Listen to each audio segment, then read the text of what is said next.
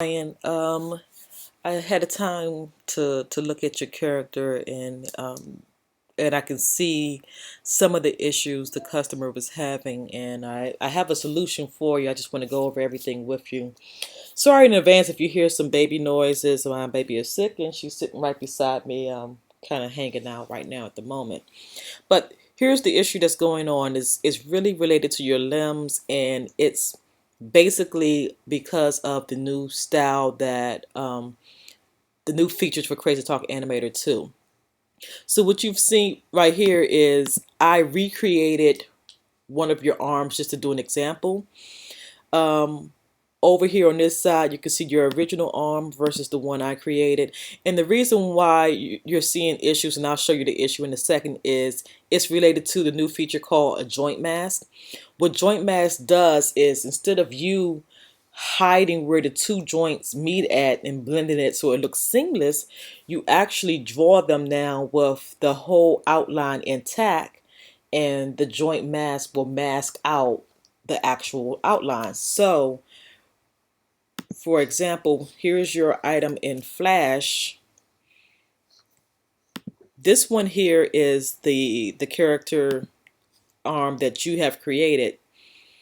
And if I let me just switch over real quick. Let me pop the pivot where it should be at. So if I wanted to manipulate this joint, you'll see it roll seamless right here. So the same thing would be if I do it for this arm. Right here is where you're going to see your problem, and it shows up very clearly in Crazytalk Animator. Now here's the difference on my end.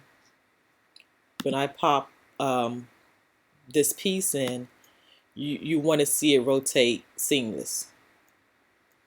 And actually, looking at it, I am slightly off of alignment, but I think it's enough to give you a good visual of what I'm saying. So I'm going to switch over to Crazytalk Animator for just a second. And I'm going to hide the bones just so you can have a better understanding. This is your character's front view imported as is. This is how it looks soon as it gets imported. Right now, right off the top, you can see there's features with your the face. I think what we will need to do is break up the face into like 2 to 3 different sprites, because it's not handling all of that artwork well. So what I might normally do is just like break up the glasses into an eye sprite. And if need be, I will break up the hat into like the hair sprite, so that the mic will actually be the face, the glasses will be the eyes, and the hat will be the hair. And it will typically handle it much better. Or if there is an issue where I just need to swap out that individual sprite, I should be able to swap it out and get it going. They have this wand feature, and the wand feature basically attempts to put all the masking where it thinks it needs to be. It also will attempt to match your layering the way you imported it from Flash. So in this case, I'm going to go ahead and select it, and you're going to see some of the lines kind of disappear a little bit. Now what I'm going to do is show you how you will fix the joint mask. So I'm going to go right here to this arm, and okay, and I'm going to shrink this, and actually let's just zoom in a little bit. And I'm not going to try to get this perfect, since it's just a demo. It's not the actual final character that I would do the joint mask on, but it would give you a visual. So once again, now you can see how I said it was slightly off alignment, and you can kind of see it right there. But once again, I will show you what's going on with your character's arm, and this is what's happening each time they try to move it around. And this is more of the results that you would want to get.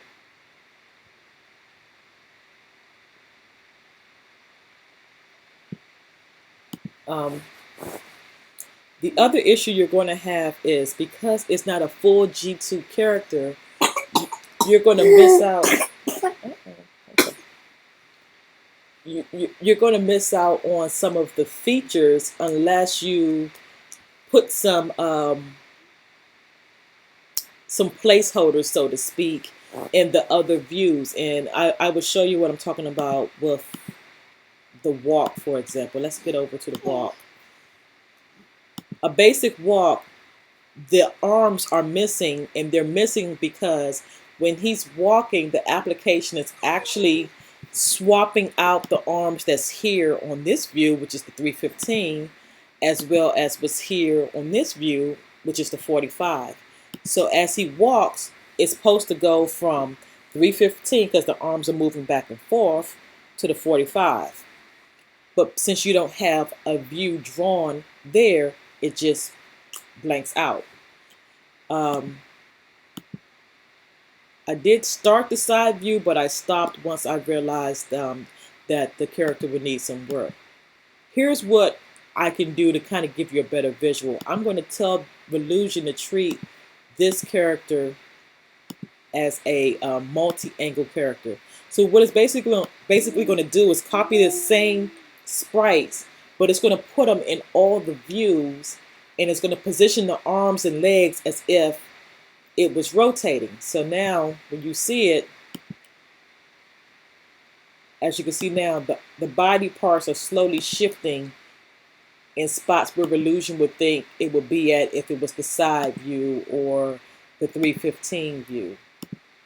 But the difference is when I get it back to the front view and I tell it to do a basic walk again, now you see, because there's sprites in that view, it's starting the walk process. So these are the things to consider when, same thing with the body movements. I can now test out the application a lot better with all the views in place. Now, I'm going to send the file back to you, but what will need to be done is the limbs will need to be adjusted so that they are nice and closed. And what I like to do, you don't have to do it, it's just my personal workflow process, is, and I'll send this file with you. This guy here is like my joint, think of it as my joint placement holder. I only use it to determine where the joint will be at. And then once I got all of my joints aligned and they're perfect, I delete all of my my joint pieces. So to give you an example,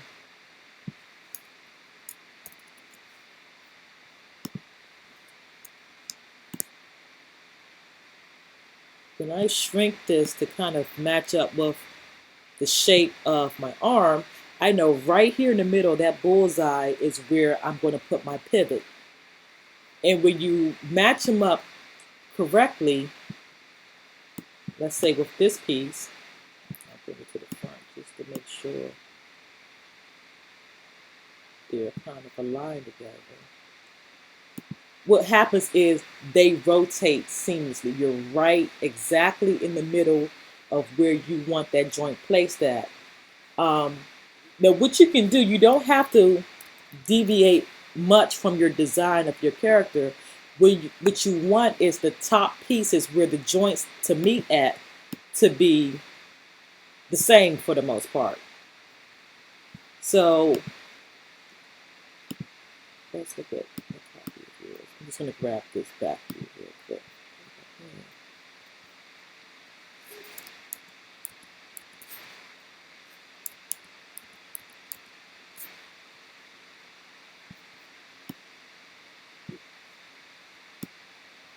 So we'll take yours, for example.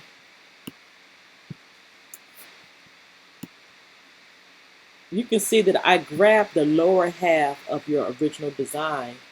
I just made sure the top half matched up with the joints. That way, everything connects and works seamlessly. So I recommend that you do that for your arm, forearms, and your thighs and leg. The same thing with the thighs. You know, I grab it, I expand it. Hold on a second. I expand it so that it matches with your leg. But now, once again, I know exactly where the joint is supposed to be at. And I also kind of see the shape that I need to do with the leg to make everything work correctly. So from there, you can simply, move this to the back and then proceed to finish your joint off and, do whatever you need to maintain that shape.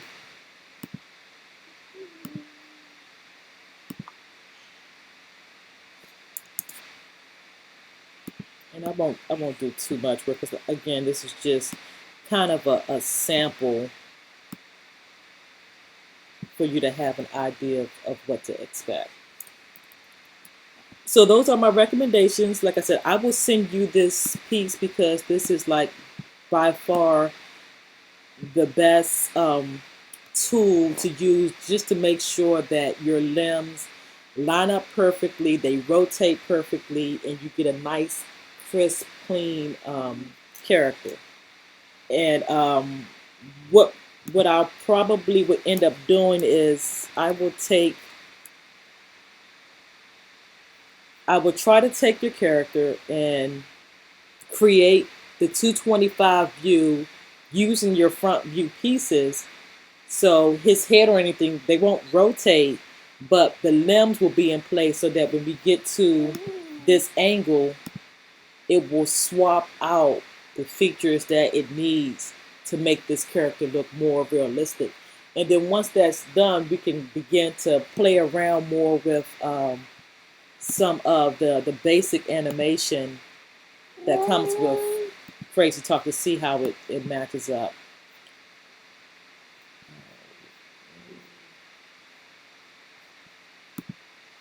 I don't know how much it would do now.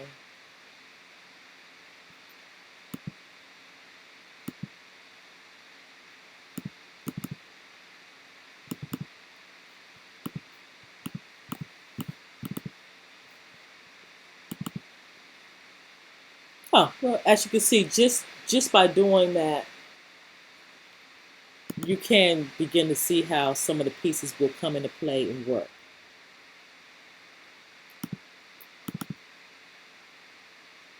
And the more different sprites you have that it can pull from, the better the results will come. Now, what I may do, since you've already provided me those files, is I would probably try to swap out the legs. Where is that?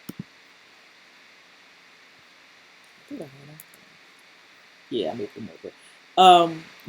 This is a great 315 leg. If you match up the curve to match the pivot joint that I just talked about, instead of having the front view legs there, I can swap it out and have this there.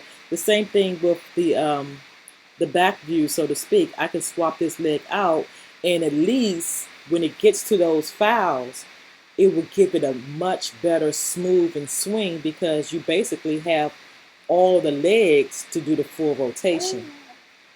So I'll send everything over. The last thing I wanted to talk about, I'll bring up your original file. This is your original file that you provided me.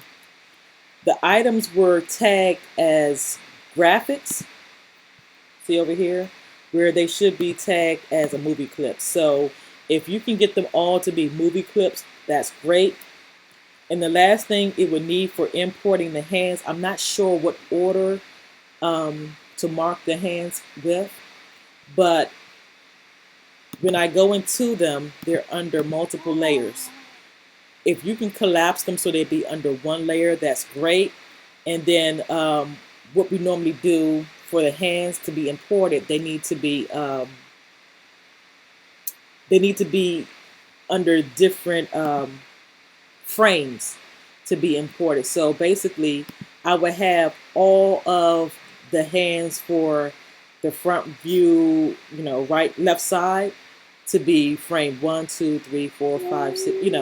If you can match them up to that, that will make the importing process extremely fast because, like I said, using this puppet producer tool, I can then get into my hands and then I can tag them all to what they need to be, and they will instantly pop in. And all you would have to do is place them exactly where you would want them at. So if I grab this one, for example,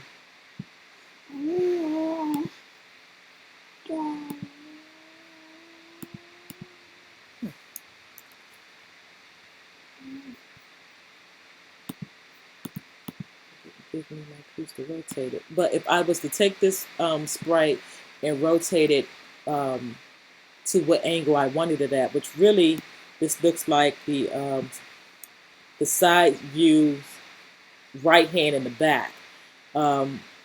If they were all lined up, I could easily just place them all in at once. And when they import in, they will show up. Right now, there's no hands showing up because I don't have all of the frames, all the hands in the correct frames. So just to give you a visual, I can bring up the buddy template.